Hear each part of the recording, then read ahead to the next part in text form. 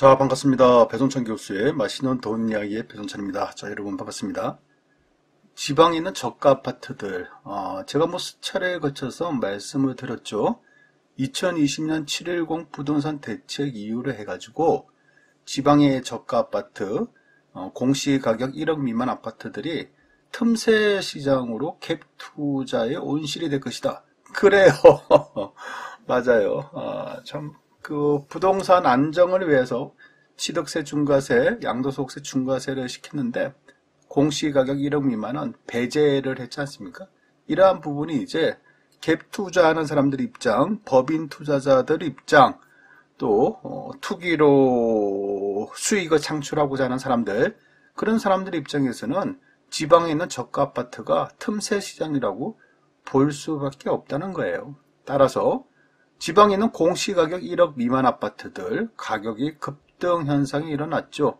시세 8천만 원짜리 작은 아파트가 1억 3천만 원, 1억 4천만 원 하고 시세 1억 원짜리 아파트가 1억 6천만 원, 1억 7천만 원, 때때로 1억짜리가 2억 되는 경우도 이렇게 발생이 됐다는 거죠.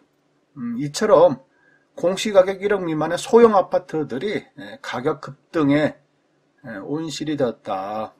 이런 현상이 일어났다라고 말씀을 들을 수밖에 없다는 겁니다. 그냥 있는 그대로를 얘기하는 거잖아요. 그래요. 그런데 이러한 현상의 문제점이 무엇이냐고 하면 강남 아파트가 20억짜리가 40억 됐다. 이런 거야 돈 많은 사람들 저런 집에서 살든 말든 보통 사람들 입장에서는 그냥 그림 속의 집이다라고 또 생각할 수 있는 거 아니겠습니까? 저런 사람들 저렇게 살 수도 있겠구나라고 우리는 생각을 하는 거죠. 그렇지 않습니까? 이처럼 보통 사람들은 그냥 서민 아파트, 내가 현재 살고 있는 아파트가 평수는 좀 작겠네, 좀 작아. 그래도 매매 금액이 9천만 원이라서 그나마 내 집 마련하기가 쉽다. 또한 내 집 마련 요것도 부담이 돼. 이런 사람들은 전세 7천 이렇게 살 수 있는 거 아니겠습니까? 이런 서민 아파트들이 취득세 1%, 일부 지역에 대해서 양도소득세 중과세 배제 혜택이라는 불똥이 터져버리니 갭 투자하는 사람들, 갭 투자하는 법인 투자자들 입장에서는 틈새 시장으로 요런 서민 아파트, 1억 미만짜리 아파트를 정부가 어떻게 보면 밀어준 거 아니에요?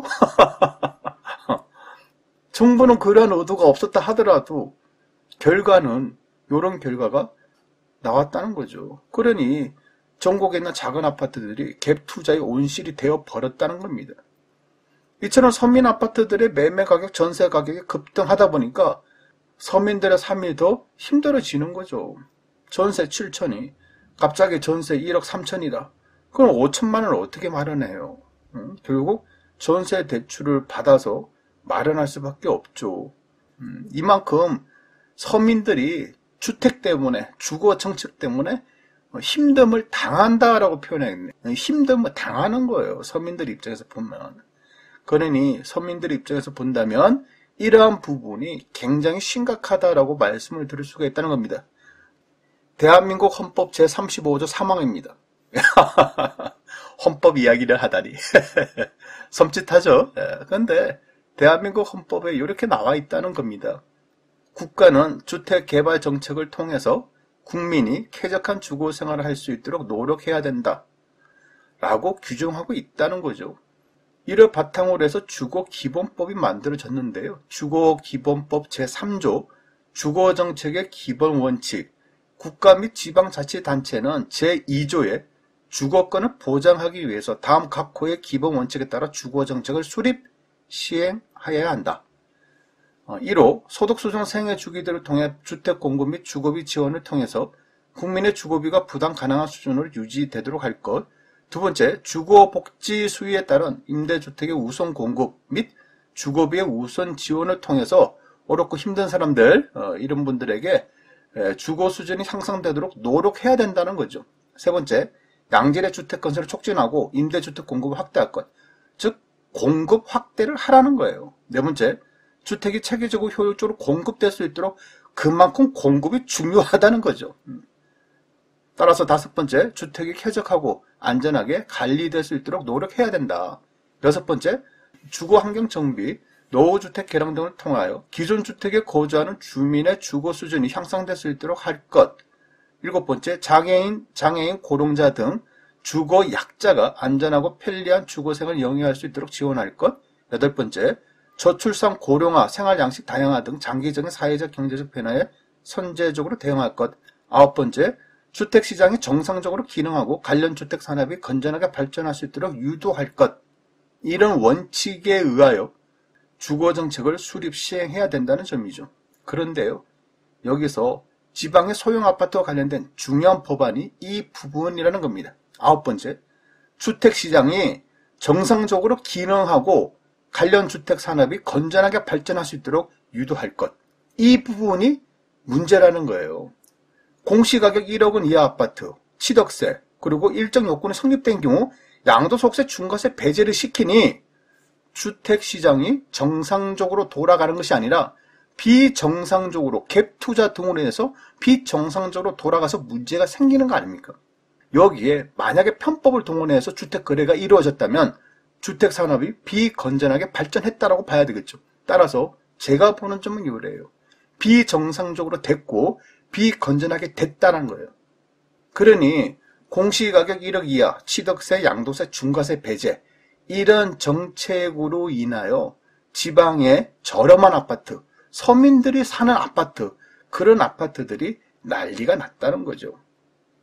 이러하니 홍남기 경제부총리께서는요, 저가 아파트 거래 조사 착수하겠다, 부동산 교란 행위 끝까지 추적하겠다는 겁니다.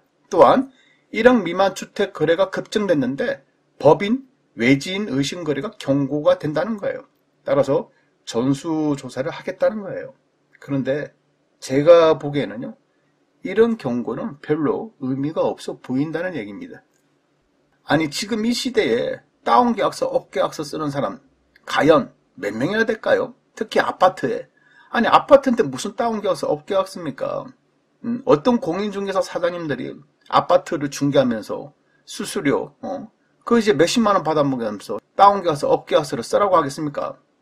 이건 말이 안 되는 거예요, 이건.